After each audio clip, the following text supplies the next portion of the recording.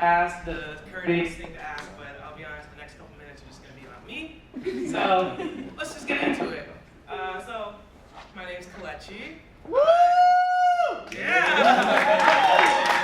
My name's Kelechi. I'm 23 years old, and I graduated from Villanova May of 2023. So, Woo! thank you. It's been a while since I've, done a little bit of stand-up. I think probably since 2023. So I might be a little rusty, but the good news is the tickets are non-refundable. So at least it's good news for me. So I guess, get comfortable and buckle up. So, like I said, I'm 23, and I think I'm kind of inching towards that classification of adulthood. Now, some of you guys might hear that and be like, Mommy, you just said you're 23. Like, you're definitely an adult. And to that I would say, well, fuck off. And secondly, I would argue that adulthood comes in stages, When you turn 18, you're an adult officially, legally speaking. You're an adult in writing, on paper. You can get into contracts, you can vote, you can join the military. And typically people tend to do it in that order, coincidentally. Fast forward about 3 years later, you're 21, and now you can do all the things you're probably already doing at 18, but now it's legal. God bless America, You can, you can gamble, you can drink, you can drive. People tend to have a problem when you do those together. You can buy a cigarette, you can buy a jewel, you can go back to war, and then back to jail, You're just having a really good time. There's no more restrictions, nothing to stop you from doing what you really want to do and were probably already doing when you were 18.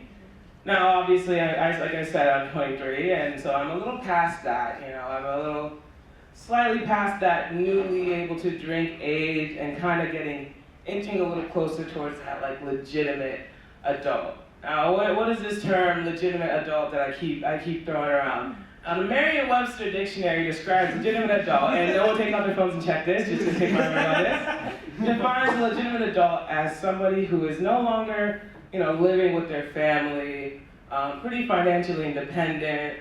It typically takes place after graduation from college, give or take a couple years. So let's do the math. I'm 23. So that can't be right. Let's say it happens around 24. Well, my birthday is in a couple months, so maybe let's say 25. But no one wants to just stick in the middle. So let's actually say 26. And when you're at 26, you can pretty much just move that up to 30. So around 30 is pretty much when you're officially getting into that legitimate adult stage. And in this phase, you start getting a little insecure because you start realizing that these up-and-coming celebrities are doing a lot better than you are, and some of them are a lot younger. Billie Eilish is 22. Caleb Daniels, if you're into football, he's 23. Even the cast of Stranger Things, the oldest one of them is 23. And they defeated Vecna. The last thing I defeated was my snooze alarm this morning. And even that took about 3 rounds. And once you start hitting this age, you just start doing more what I would consider adult shit. Adult shit would kind of classify as pretty much anything that wouldn't make a good start to a weekend story recap. It's you start having useful hobbies, knitting, quilting, crocheting, macrame. For whatever reason, adults just start, they look at a ball of yarn and say, I'm gonna fuck that up. And we see this happen and we're like, wow, she's really got it together. That is so cool. That earthy girl in the corner making a blanket isn't doing that because she's got it all together. She's actually making a straitjacket because she's about to fall apart. You might call it arts and crafts, I call it creative ways of making nooses. It starts getting a little dark. You need to start doing stuff with your hand. So I wanted to put off adult life as much as I can. So after graduation, I decided to go abroad and do what I would consider pretty much a bootleg Fulbright program where I got to go to France and teach English to little French kids. So with that, okay, give me 1 second.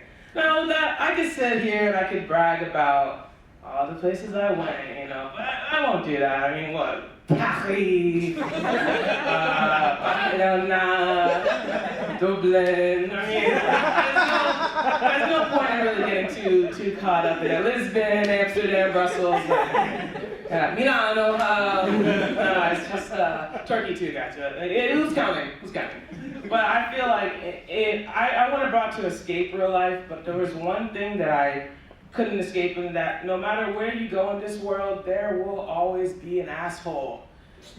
People just suck. Worldwide, people suck. And I want you to just take a second here, and I want you to just close your eyes and imagine like the worst person you can think of. Just take a minute. Just envision it. No, I'm no psychic, but I'm willing to wager that odds are you're picturing a VSB senior in econ, who just finished his summer internship at Deloitte, and his name's Chris, because of course it is. So that's probably what you're picturing, and I can tell you that even when you leave the country, like this still exists. It's just a different accent. You have Chris, you have Christopher, you have Chris. It's the same dude talking the same shit with different accents.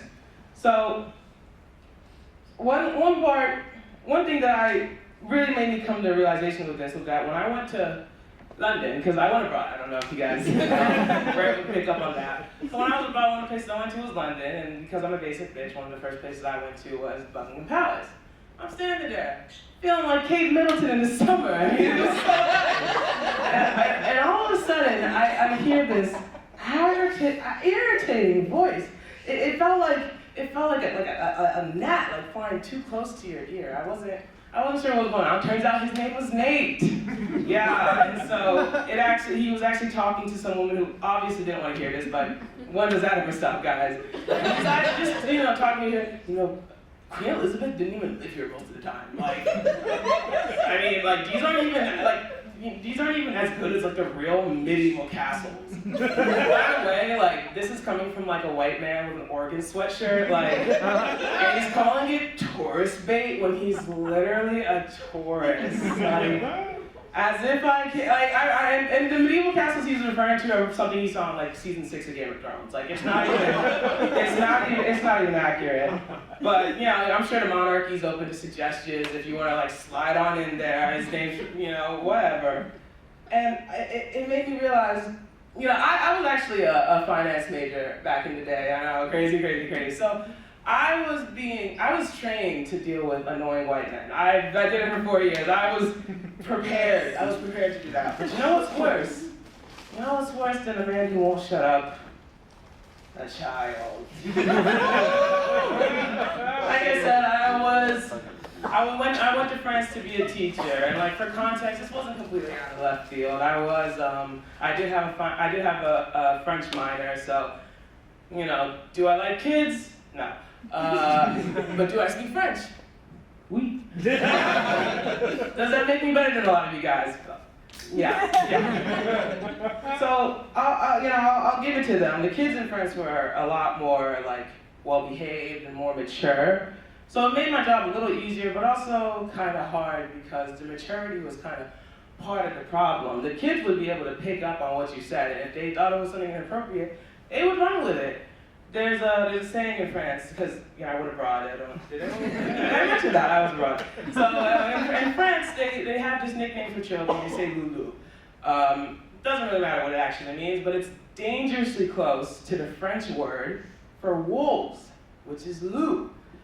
Not that that's significant, but I don't know if that was done on purpose or not, but I do know that every time I walked into a class, it did feel like I was walking in to a pack of wolves. And I had to log in. I couldn't give anything away because they would smell fear. So here I am, there's a lot of words in French and English that, depending on the accent, depending on the translation, could be inappropriate. And if a kid, I taught at primary school. That's elementary for you guys who didn't go abroad. I taught at the primary level, and kids, if they found out something that you said and translated it to English was funny or inappropriate, they're going to take it and start running. So whenever they made mistakes, I had to be very cautious of how I corrected them, just make it think it was like some simple grammar issue or something. Nothing nothing too like crazy. I mean, for example, you know, to say the word beach, as in plage in France, to say beach, a little French kid running around is gonna say something that sounds very similar to beach, and they don't have a problem with that. So I'm, you know, trying to get them to work on their accents.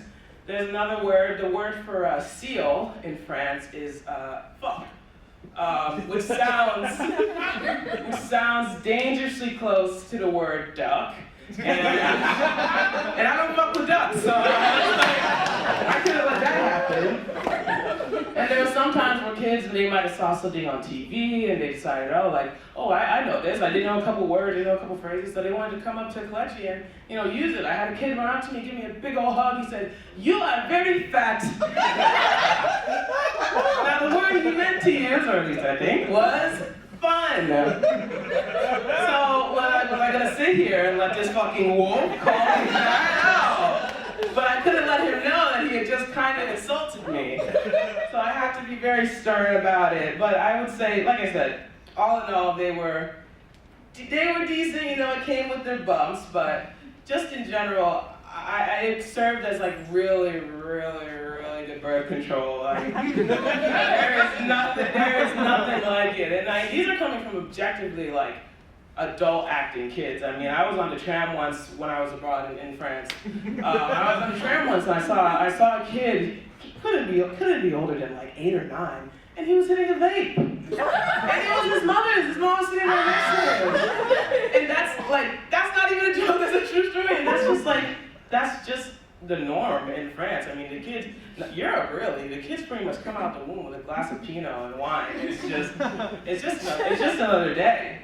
So I knew coming back, I knew that like, I wasn't really ready for this adult world. I knew I didn't want kids and I didn't want to do anything really adult related. But when I came back, I had a lot of different friends and people in my life who were in very different places than I remember. You know, people were settling into their careers, people started grad school, people were moving in together, and I just kind of got left behind in the curve. I actually just want to take a moment of silence real quick for my friend Kate. She's alive, but she started a knitting circle, so we have lost another soldier. There's just something about your frontal lobe developing, and they just want to start doing stuff with you. I don't. You know, they teach you in elementary school, primary school, about the dangers of drugs and alcohol, but I'll tell you, yarn and 2 needles is just as dangerous as heroin, guys. Just say no. I have a lot of friends who have been in like pretty serious relationships. They're going pretty steady. They might not be married, but they're fucking close. And for me, coming back from basically a year abroad, did I mention I was abroad? I don't know. Coming back from, you know, basically being gone for a year, and coming back to my friends basically being, you know, married off, I was like, okay, it's time to get back in the saddle, you know. But you know, it's hard. It's a new world out there. Everyone's on the apps. You know, I recently like came out as bisexual. Actually, right now.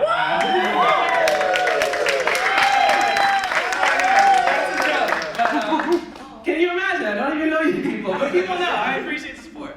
I'll just take a note of that. Not homophobic. So yeah, people know you people, guys, please. But it's tough out here because, you know, I have twice the dating pool now, and no hoes, like whatsoever, just zero play. And like all my friends are saying, oh my God, you gotta get on Hinge, you gotta get on Tinder, you gotta get on Bumble.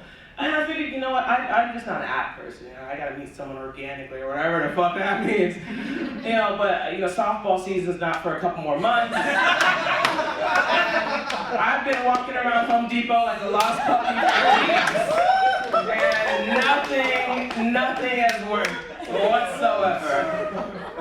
So I'm not just saying that to see if anybody's single. I'm not just saying that to scope out my options, but it's much tougher here. You would think that like with twice the dating pool, you get twice the play. I am living proof that is not the case. You know, and but I feel like even though I'm, you know, it's not a choice in me being single right now, but I do feel like it's the best thing for me. I'm all about women in male fields, And you know, I just don't think it's like the place for me right now to be in a relationship. I just have a lot of stuff going on. So I'm fine with it, but it's just that in general, when you're an adult and people are moving in this direction, they expect you to kind of have everything together. You know, you start having to make a lot of adult decisions, and they're supposed to be responsible ones at that. I'm like, a responsible decision? Do I fucking look like Michelle Obama? I can't do that shit. You have to start thinking of, you have to start building credit. You get bills in your own name. You start destroying that credit. And don't even get me started on insurance. I mean, I wasn't even 100% sure what it was when my job officially offered it to me. Until a couple weeks ago, I thought insurance was when like a friend goes up to you, like puts their hand on your shoulder and says, "You are enough." Like, but it's fine. I've gotten it squared away. You know, I have my primary care doctor, Mary Jane. She does great things, and I've listened to like Good Luck Babe like 20 times this week. So I feel like I've gotten insurance down packed. That's me for tonight. Thank you guys.